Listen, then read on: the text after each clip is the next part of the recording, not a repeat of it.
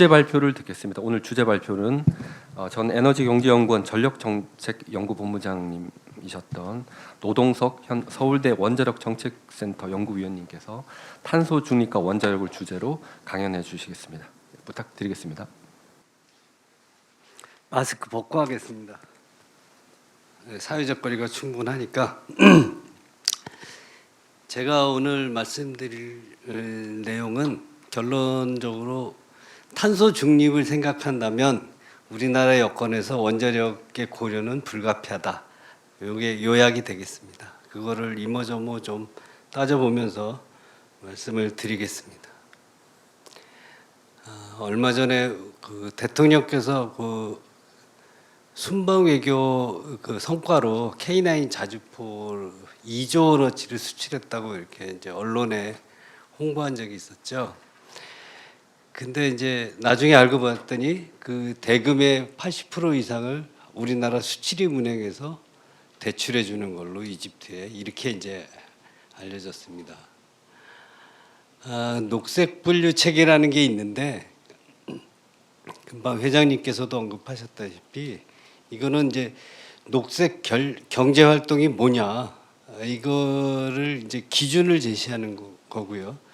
녹색 경제 활동이 아닌 거에 대해서는 이제 금융 쪽에 어떤 자금 조달이나 이런 거를 규제하겠다는 의도로 시작된 겁니다. 그래서 자금 조달이 이제 수월성 여부를 결정한다고 봐야 되는데 우리나라의 그 수소법이라는 거 보시면 각종 그 연기금, 그 우리나라 국민연금 세계 3위 수준이라는데 그런 것들에서 녹색 경제 활동이라고 분류 체계 안에 들어가면 자금 조달이 이제 쉽게 될 수 있도록 그렇게 되어 있습니다. 그래서 원자력이 제외됐기 때문에 가스는 포함됐죠, 한시적으로. 우리가 이제 그 마침 이제 같은 나라인데 이집트에 이제 엘다바 원전의 2차 측 수출을 하게 이제 결정이 됐어요. 이제 그런데 그것도 규모가 한 2조 원 정도 됩니다.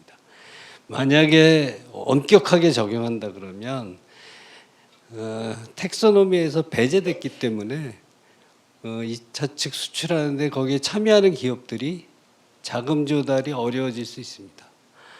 이제 이거에 대해서 이제 언론에서 많이 지적을 하니까 이 금년 1월 24일 날 환경부 장관이 이런 인터뷰를 합니다. 원전의 R&D나 수출 녹색 수출에 대해서는 그 텍소노미 안에 포함 여부를 고민해 봐야 된다. 일단 한 발 물러섰는데 이제 이거는 제가 생각하기에 이렇습니다. 그 우리 국내에는 원자력 발전소 신경 안 짓지만 수출은 하겠다.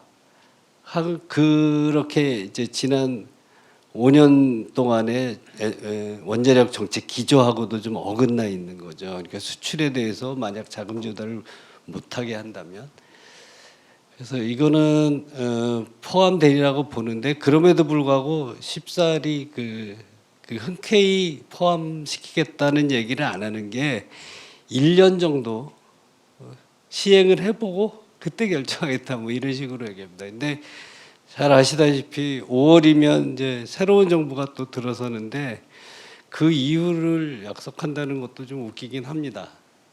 제가 오늘 발표할 게 좀 많아서 자세한 내용은 그냥 자료 보시면 되겠습니다. 이제 에너지 업계의 최대 화두는 탄소 중립인데 저는 뭐 가능성이 거의 없다, 제로다 이렇게 봅니다. 이거에 대해서 제가 하나 썼고요. 그 높이는 얼마 안 되는 와이오밍주에 있는 악마의 탑이라는 그 자연 그 기념물입니다. 그런데 히말라야보다 등반하기가 더 어렵다 그래요. 어렵다. 일단 어렵다는 거를 말씀드리기 위해서 이걸 썼습니다. 우리나라 2050 탄소 중립 시나리오는 다른 나라들에 비해서 엄청 빠른 속도로, 그러니까 고속도로 제한 속도를 한 200km 정도로 높여야지만 가능한 달성 가능한 목표다.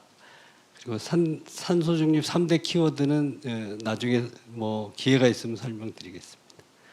2050년까지 우리는 탄소를 에너지 쪽에서 배출하지 않겠다.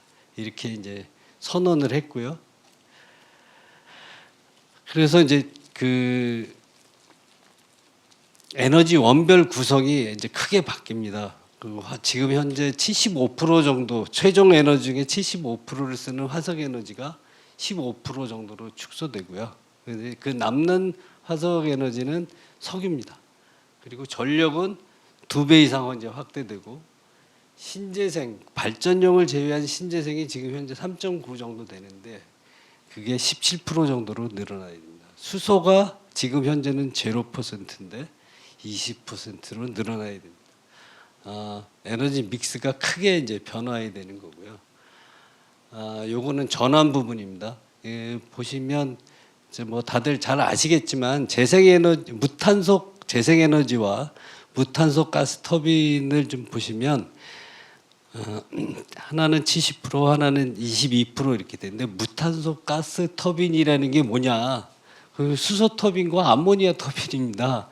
그래서 지금 얘기하는 신재생의 범주 안에 들어가요. 그러면 그걸 합치면 92% 정도 되고요.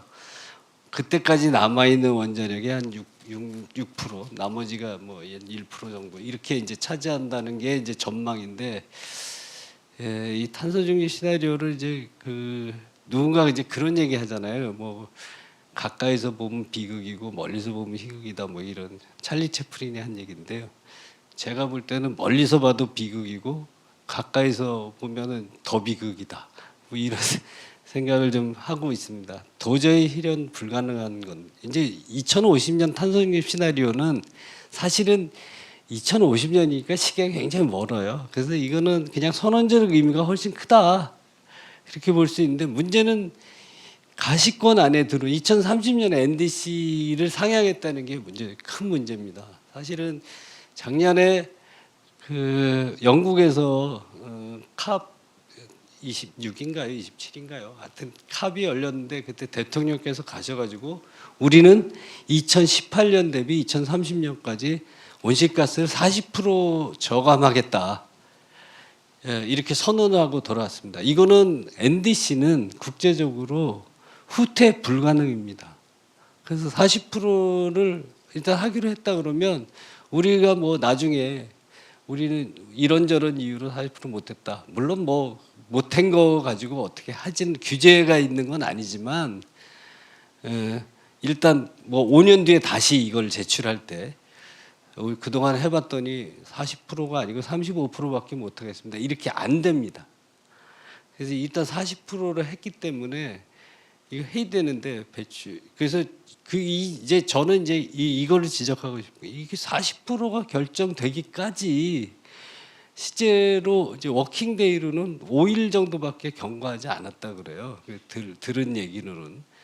그러니까 이제 요즘 그 광고에 많이 나오는 물어보지도 따지지도 않고 결정된 거다. 40%라는 게. 그 누가 결정했느냐. 이렇게 해서 만약에 안 됐을 때 어떻게 할 거냐. 이제 전 나중에 2030년이 되면 그때 왜 그랬냐. 이렇게 한번 물어봐야 될 필요가 있다는 생각이 듭니다.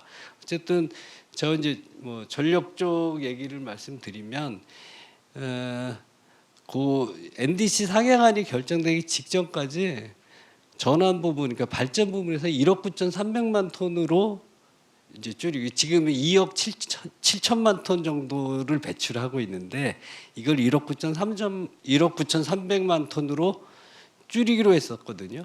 근데 그걸 1억 5천만 톤까지 낮추겠다. 이제 이렇게 추가적으로 어떻게 하느냐? 재생에너지 3020은 많이 들어보셨을 거예요. 근데 이걸 3030으로 올리고 30%로 올리고 석탄은 이제 더 한 10%포인트 가깝게 줄이는 이제 그렇게 되는 건데 이거에 대해서 전혀 수치적인 분석도 저는 잘 안 돼 있는 것 같다는 생각이 드는 거죠. 그러니까 재생에너지를 30%까지 올리려면 태양광 풍력을 지난 5년간 매년 연평균 한 3기가와트 정도 확대를 했습니다. 매년.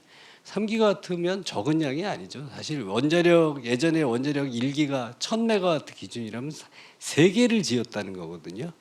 근데 계산을 해보면 3030이 되려면 매년 10기가와트의 재생에너지를 줘야 돼요. 그 이상을. 그러니까 이게 가능한 거냐? 매년 원자력으로 치면 예전에 용량 기준으로 10개를 줘야 되는데 가능한 거냐? 이제 이런 거고. 그랬을 경우에도 문제는 이제 시간대별로 남고 모자라는 게 이제 또 30%가 되면 더 커집니다.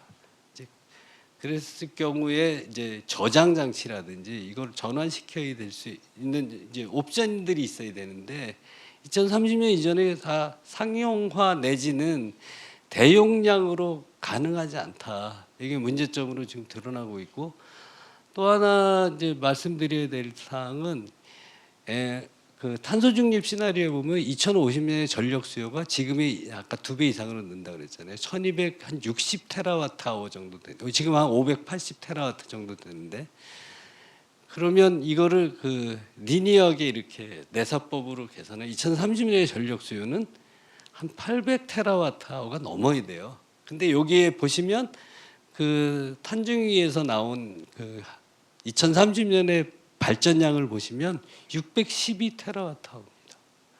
그러니까 이 얘기는 뭐냐면 아까 이제 말씀을 이제 생략하고 넘어온 게 탄소 중립이 되려면 지금 화석 에너지를 쓰고 있는 그 뭐 산업이든 뭐 난방이든 수송이든 뭐 이런 쪽의 것들이 상당 부분 전력화돼야 되는 겁니다.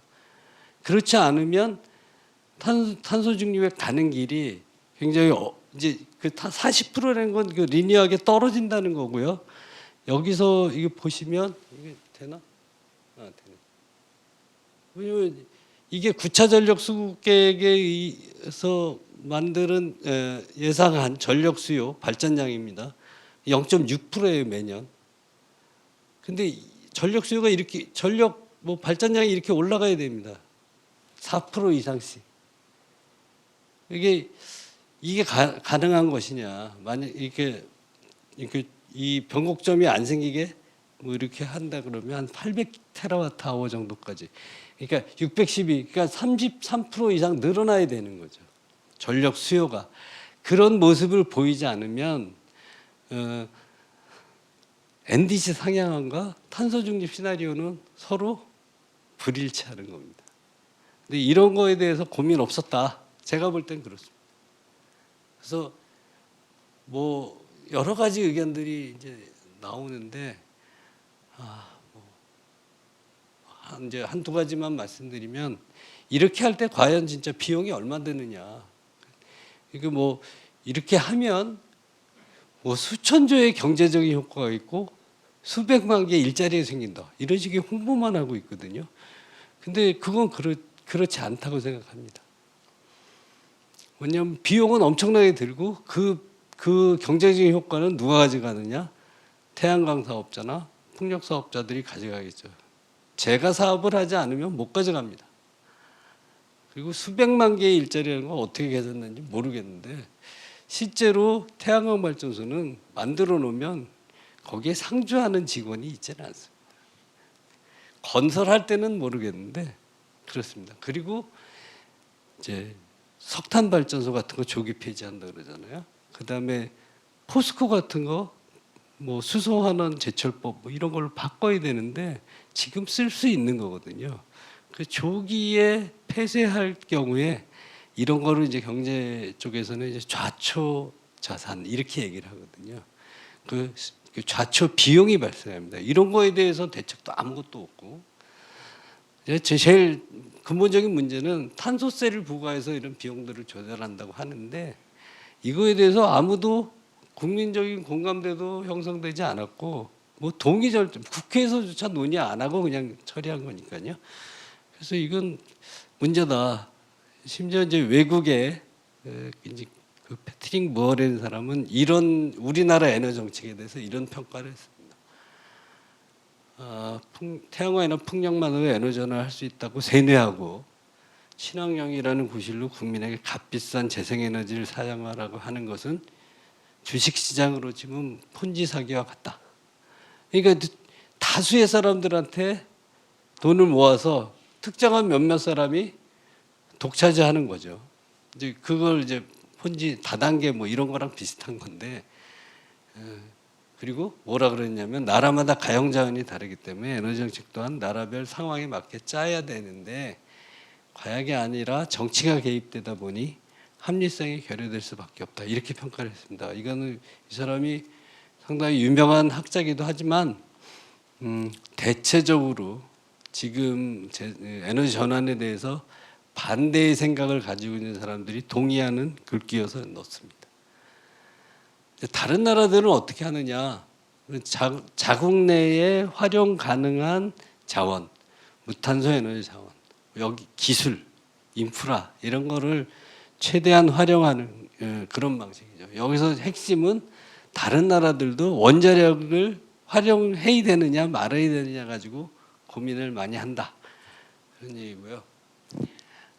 작년도에 IEA에서 넷제로 에미션 그 케이스를 이제 발표했는데 IEA 자료를 보실 때 좀 조심해야 될 것은 앞으로 이렇게 될 거다가 아니고요. 여기서 보시다시피 넷제로가 되려면 이렇게 돼야 된다. 그러니까 포캐스트가 아니고 당위론적인 전망입니다. 그러니까 이렇게 되면 탄소 제로에 근접할 수 있다. 그 얘기고요. 여기에 제시는 안 했는데 DOE EIA에서 전망한 게 있습니다. 거기에는 2050년까지도 화석 연료가 많이 사용될 거다 이렇게 전망하고 있어요. 그건 진짜 순수하게 전망. 요거는 뭐라 그럴까 당위론적인 접근. 그러니까 요거 해석하실 때 조심할 필요가 있다.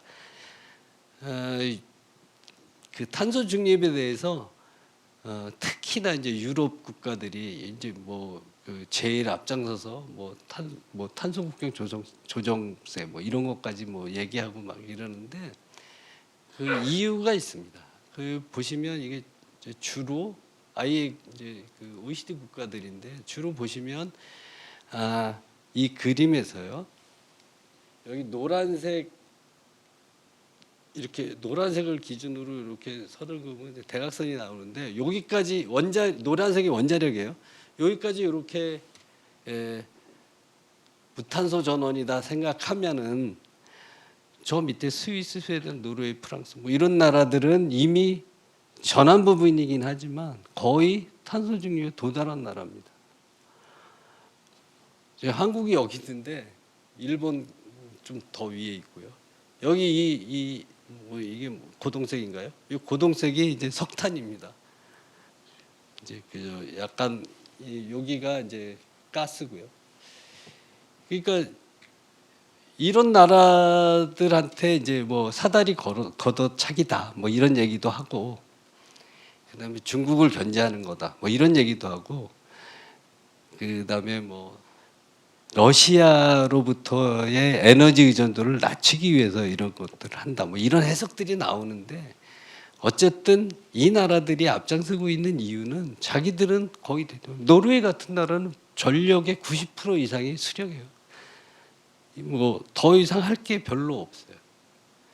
그래서 이미 탄소 중립에 근접해 있기 때문에 그런 얘기를 할 수 있는 거다. 이제 그런 말씀을 드리고요. 독일 우리랑 비슷합니다.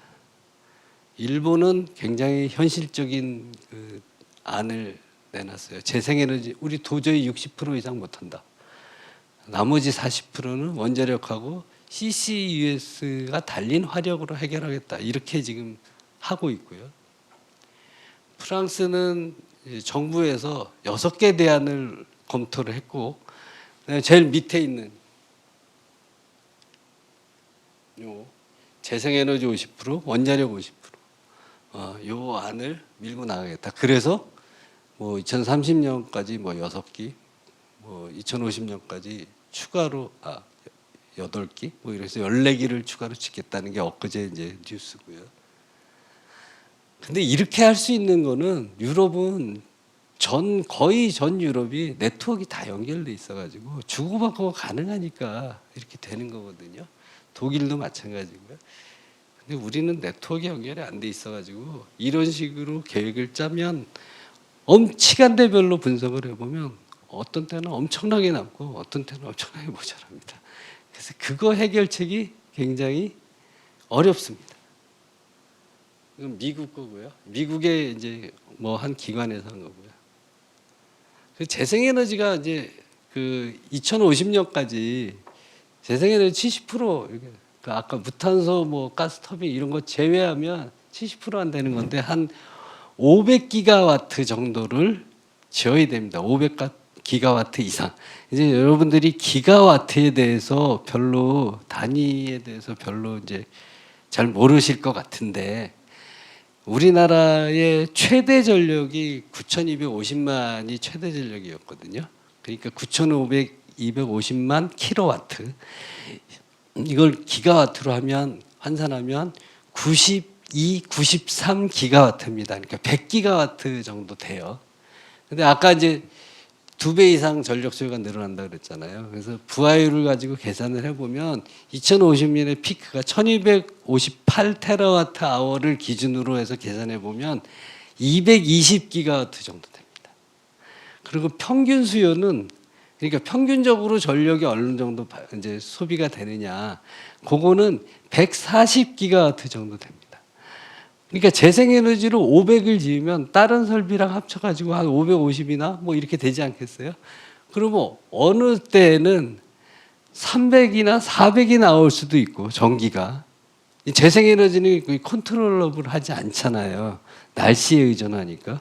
근데 전력 소요는 140밖에 안 되는 거라. 그러면 나머지 전기는 배터리에 저장을 하거나 수소로 바꿔야 되는 거죠. 이제 그런 문제들이 생깁니다. 거기서 추가적인 비용이 발생해요. 이제 그런 얘기들을 여기서 지금 하고 있습니다. 뭐 되게 어려운 용어들이 있는데 넘어가고요. 이제 제가 말씀드린 내용이 이겁니다. 이게 제가 한번 해본 건데요. 2050년에 어느 달입니다. 밑에 중간에 쭉 옆으로 긴 저 파란색이 실제 발전이 되는 양이고 빨간색이 예상 전력 수요입니다. 그러면 파란색이 위로 갔을 때는 남고 파란색이 밑으로 갔을 때는 전력이 모자라는 거죠. 그러니까 이 모자랄 때는 다른 전원이 들어와야 되는데 2050년이 되면 그것도 별로 여의치 않아요. 없기 때문에. 그다음 남을 때는 배터리나 아까 말씀드린 대로 수소로 가야 됩니다. 만약에 우리가 개통이 연결돼 있다 그러면 다른 나라, 독일은 최소한 9개 국가랑 연결이 돼 있거든요. 주고받고 합니다. 싼 가격에 팔기도 하고, 뭐 프랑스로부터 수입도 하고, 뭐 말하자면 체코나 폴란드로부터 뭐 수출도 하고 막 이렇게 해요. 근데 뭐 가격이 문제겠지만 수출 수입이 원활하게 되는데 우리는 안 돼요. 그래서 이런 방식들을 써야 됩니다. 보시면 출력 제어를 하거나 제주도처럼 제주도 풍력을 세우는 것처럼 출력 제어를 하거나 배터리, 수소 생산, 또 뭐 양수 발전 뭐 이런 데 이제 해야 되는 거죠. 저장을 해놔야 되는 거죠. 돈이 많이 듭니다. 배터리 가격만 한 175원 정도 되고요. 배터리에 넣었다 뺐다 이제 하는 충방전할 때 드는 돈이. 수소도 뭐 양에 따라 좀 다른데 100원 내지 한 200원 뭐 이렇게 또 추가로 드는 겁니다. 재생에너지 비용 외에. 그래서 이게 이렇게 간단한 문제가 아니다. 돈이 많이 든다. 얘기고 이게 이제 이제 OECD 자료인데요. 거기서도 이제 이런 분석들을 해요. 재생에너지가 들어오면 재생에너지만의 문제가 아니고 여기가 재생에너지 비용이고 여기는 프로파일 코스트라 그래갖고 백업 설비가 필요하고 그다음에 밸런싱 다른 설비들이 주파수를 조절해 주기 위해서 대기하거나 뭐 하여튼 추가로 왔다 갔다 하면서 발생하는 비용 그다음에 이제 그리드 비용 우리는 지금 재생에너지 비용에 이거 다 빠져 있는 거죠. 이 세 개가. 그래서 그 다 인테그레이트 하면 그게 비로소 시스템 코스트 오브 베리어블 리니어블 에너지가 돼요.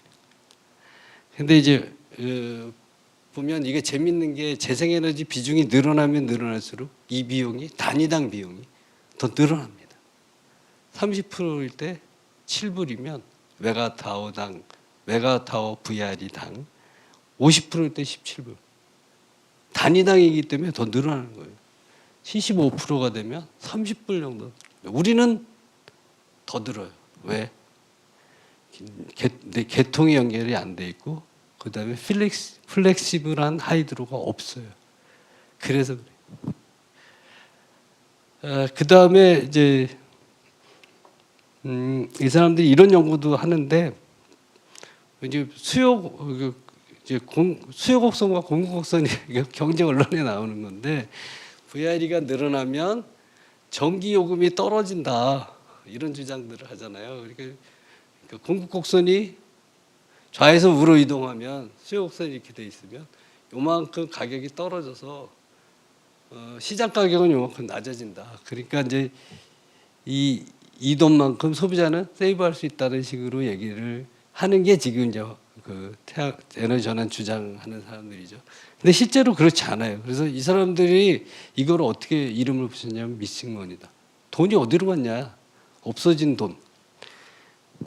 그래서 이게 그것도 문제지만 아까 말씀드린 대로 그 시스템의 안정성, 시스템 에드쿼시를 어떻게 확보할 거냐 이런 문제. 그 다음에 아까 말씀드린 이제 밸런싱이나 그 다음에 프로파일, 그러니까 백업을 하기 위한 설비에 대해서 어떻게 보상을 해야지 백업이 되겠냐, 뭐 이런 고민들을 하고 있다. 그 사람들도 그런 얘기고요.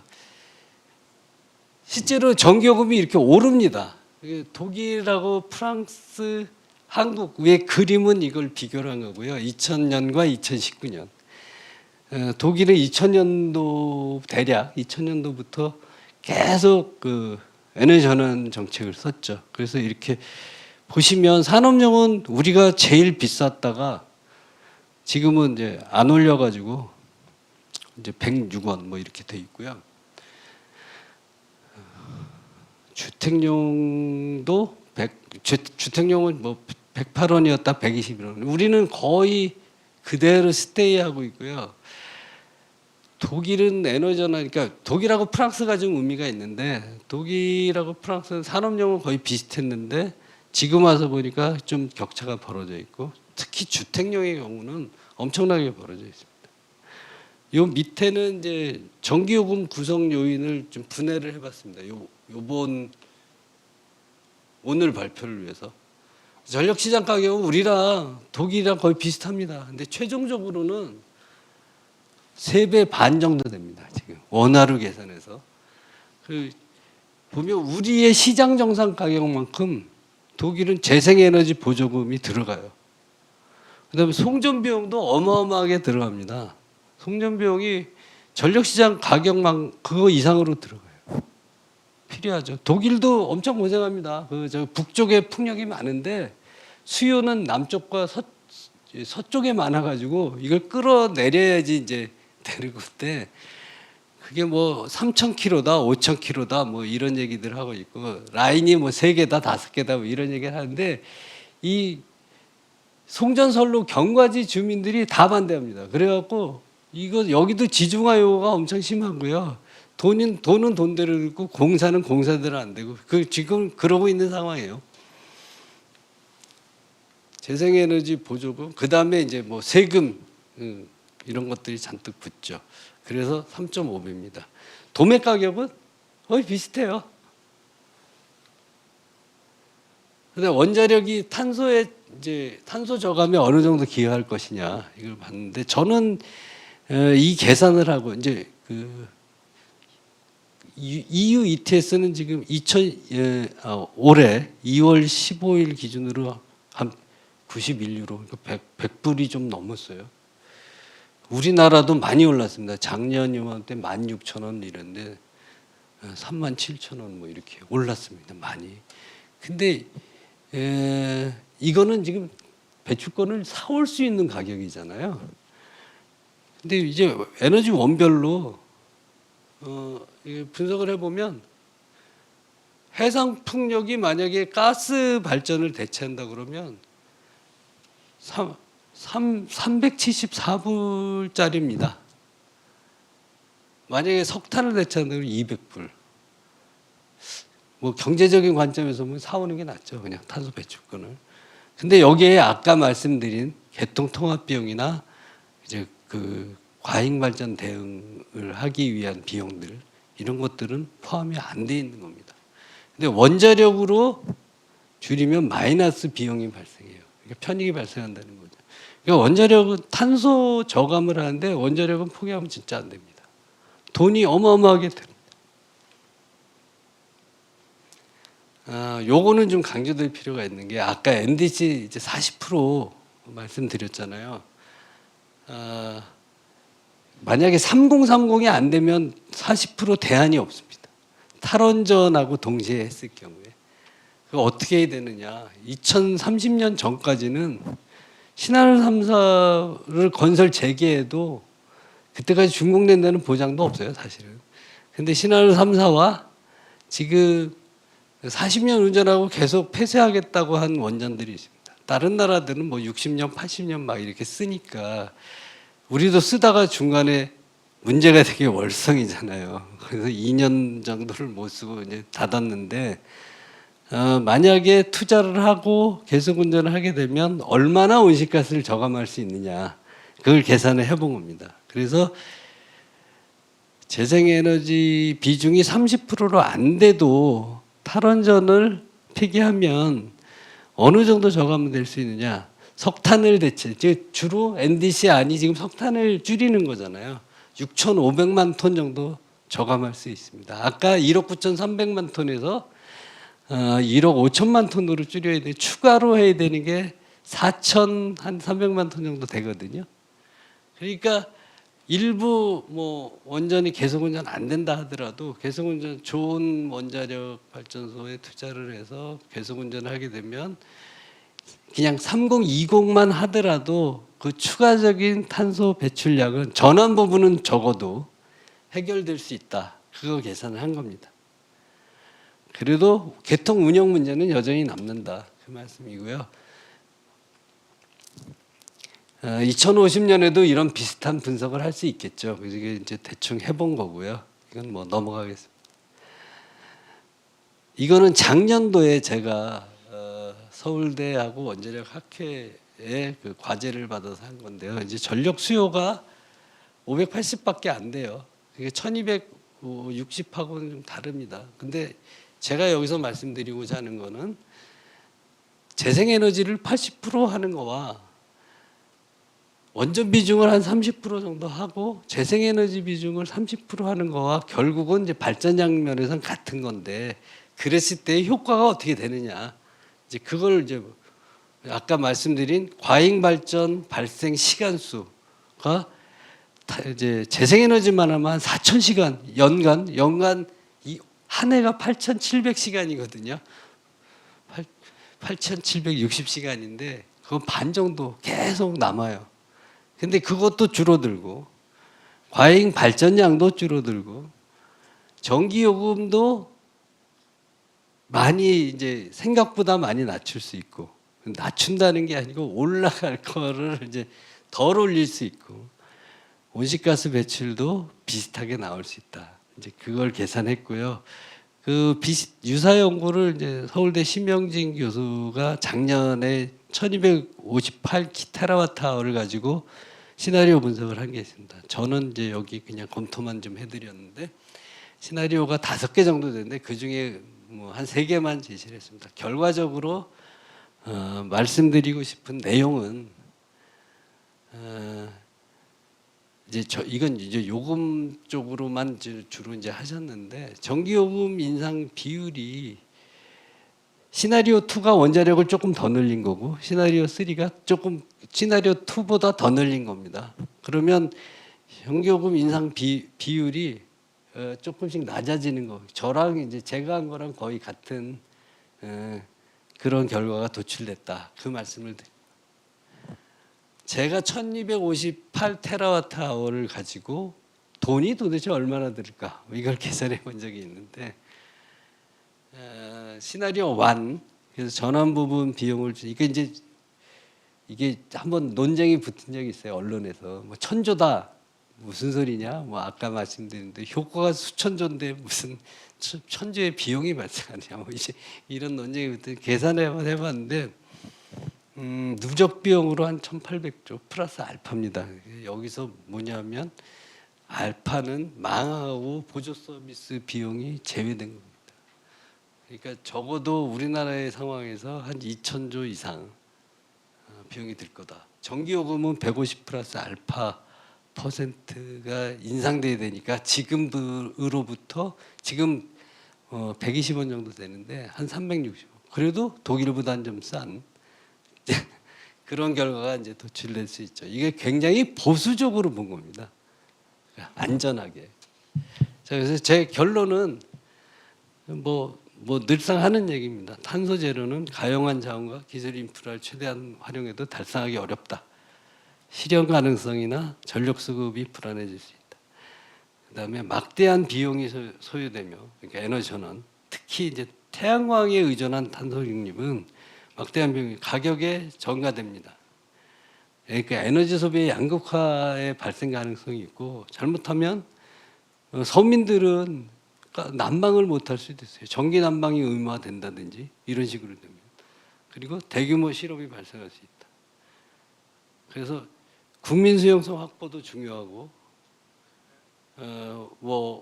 그린 텍소노미 원자력 포함이 중요할 수 있다. 그리고 믹스 정책을 저는 이제 프랑스나 일본처럼 여러 가지 대안을 놓고 이런 재논의가 필요하겠다. 이게 제 결론입니다. 이거는 이제 어떤 책인데요.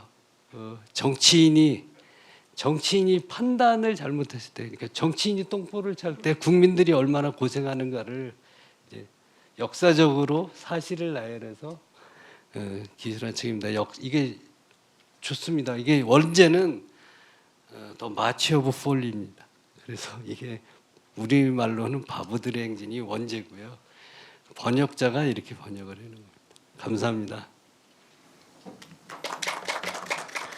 네, 노동석 박사님 발표 감사드립니다.